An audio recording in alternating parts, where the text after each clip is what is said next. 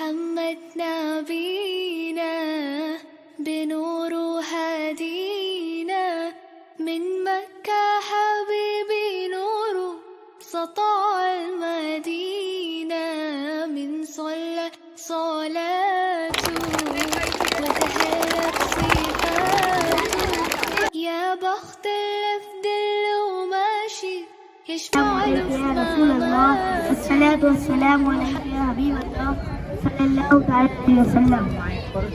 نبی کریم صلی اللہ تعالیٰ علیہ وسلم کے ہجرت فرمانے کے بعد صحابہ بھی اپنے گھر بار سامان سب کچھ چھوڑ کر مدینہ شریف ہجرت فرمائی. مکہ میں صحابہ کا سارا مال چھوٹ گیا تھا، جائیداد بھی وہاں رہ گئی تھی. یہ سب مال جائیداد لے کر ابو سفیان ملک شام جا رہا تھا. ملک شام جانے کا راستہ مدینے کے قریب سے ہو کر گزرتا تھا. نبی پاک صلی اللہ تعالی وسلم اپنے صحابہ سے فرماتے ہیں چلو اس کا راستہ روکو اور جس کا جو مال ہے وہ لے لو. لیکن صحابہ ابھی جنگ کی غرض سے نہیں نکلے تھے، لیکن ابو سفیان کو یہ پہلے سے خبر تھی کہ آقا محمد صلی اللہ تعالیٰ علیہ وسلم اور ان کے 300 سے زیادہ ساتھی بیچ راستے میں کھڑے ہیں، تو انہیں راستہ بدل کر دوسرے راستے سے ملک شام پہنچ گیا. ملک شام تجارت بھی کیا، خوب نفع بھی کمایا، سب مال بیچ لیا. پھر جب واپسی کا وقت تھا حضور پاک صلی اللہ علیہ وسلم پھر انتظار میں تھے کہ واپس تو جائے گا نا، یہ جب واپس جائے گا ہم اس کا راستہ پھر روکیں گے.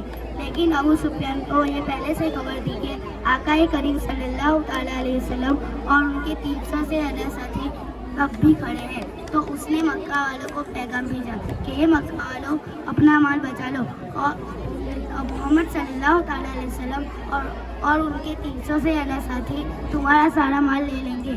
تو مکہ میں کھلبلی مچ گئی کہ ہمارا سارا مال تجارت سب محمد صلی اللہ تعالیٰ علیہ وسلم اور ان کے ساتھی لے لیں گے. تو یہ پوری افواہ پھیلی تو مکہ والے سب جمع ہوئے. لیکن یہ ہوا کہ سب ابو سفیان بڑی چالاکی سے واپسی لے لی. قرآن کریم فرقان حمید میں ہی غزوہ بدر کا ذکر موجود ہے. یاد رہے بدر جو ہے وہ مدینہ منورہ سے 80 میل دوری پر ایک گاؤں کا نام ہے جہاں زمانہ جاہلیت میں ایک سالانہ میلہ لگتا تھا. وہاں ایک کنواں بھی تھا، اس کنویں کا نام بدر تھا. اسی وجہ سے اس علاقے کا نام بدر رکھ دیا گیا. یہ مکان پر جنگ بدر کا وہ عظیم واقعہ ہوا جس میں کفار قریش اور مسلمانوں کے درمیان ایسی خونریزی ہوئی اور مسلمانوں کو فتح مبین نصیب ہوئی. یہ فیصلہ کن معرکہ تھا. کفار مکہ یہ سمجھے تھے کہ 303 مسلمان ہیں اور سارے ہی مسلمان بدر کے میدان میں موجود تھے. وہ پوری تیاری کر کے آئے تھے کہ ایک ہی باری حملہ کر کے سارے ہی مسلمانوں کو قتل کر دیں گے. دنیا میں اسلام کا نام لینے والا ہی نہیں بچے گا. اس پلاننگ کے ساتھ وہ آئے تھے اور یہاں جو مسلمانوں کو فتح ملی وہ پوری دنیا میں ایک میسج گیا کہ اسلام کو ہلانا آسان نہیں ہے. غزوہ بدر 17 رمضان کو ہوا. یہ سن 2 ہجری تھا. تعداد 313 لوگ تھے. سامان کچھ یوں تھا: 2 گھوڑے، 70 یا 80 اونٹ تھے، شکستہ کمانیں تھی، ٹوٹے ہوئے نیزے اور پرانی تلواریں تھی.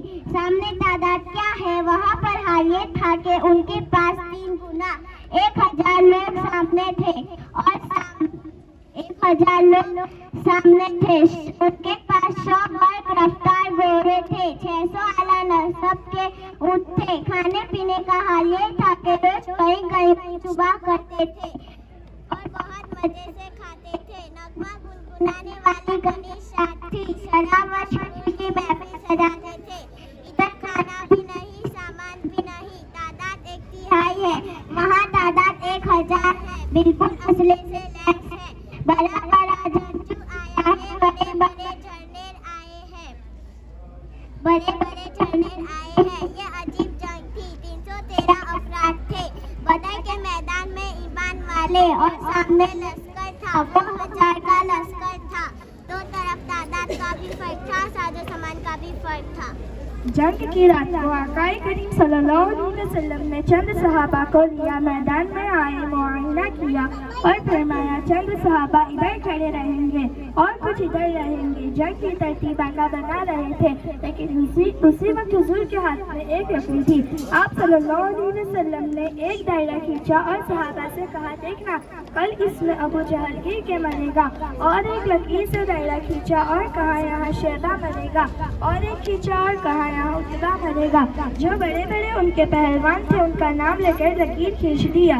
یہ لکیر کوئی عام لکیر نہیں ہے، دنیا اور زمین و زمان بھی ٹل سکتے ہیں مگر یہ لکیر بال برابر بھی فرق نہیں کر سکتی۔ یہ شان محبوبی تھی۔ حضور صلی اللہ علیہ وسلم اپنے رب سے گر گرا کر دعا مانگ رہے تھے، ابھی دعا سے اپنا سر اٹھایا اور بہت تیز بارش شروع ہو گئی۔ بارش ہونے کے بعد حضور پاک کے لبوں پر مسکراہٹ آ گئی اور صحابہ سے کہا اللہ کی پہلی مدد آ چکی۔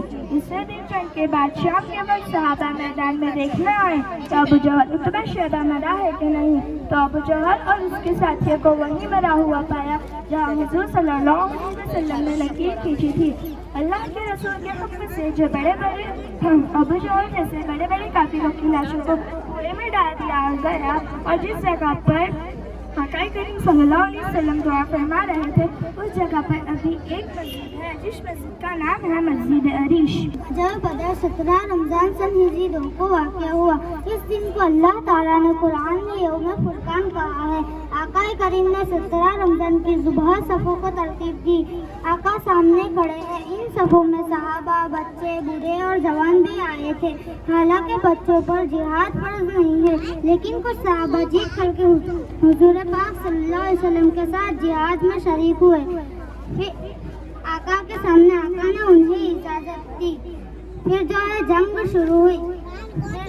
حضرت عبد الرحمن بن عوف کہتے ہیں کہ یہ دونوں بچے میرے پاس آئے اور کہنے لگے ابو جہل کس کا نام ہے؟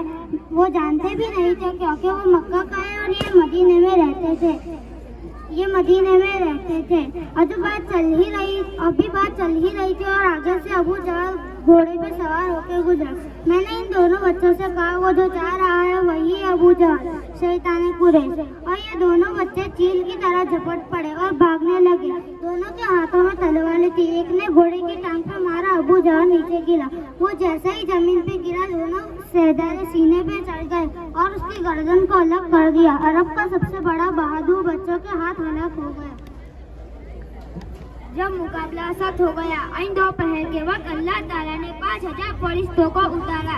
حضور دیکھ رہے تھے کتنے فرشتے آئے اور سہارا سے کہہ رہے تھے ڈرو مت ڈرو، کیا تمہارے لیے اتنا کافی نہیں ہے؟ اللہ تعالیٰ نے تمہارے لیے 5000 فرشتوں کو اتارا۔ اللہ تعالیٰ نے اپنی جانب سے مدد کرتے ہوئے 5000 فرشتوں کو اتارا۔ جس وادی میں فرشتے اترے تھے وہ برف کی وادی تھی۔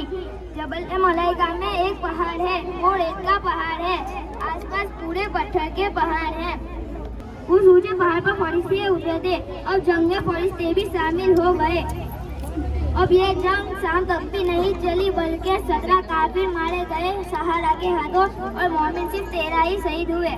14واں زخمی تھا، لوٹتے وقت راستے میں ان کا بھی انتقال ہو گیا۔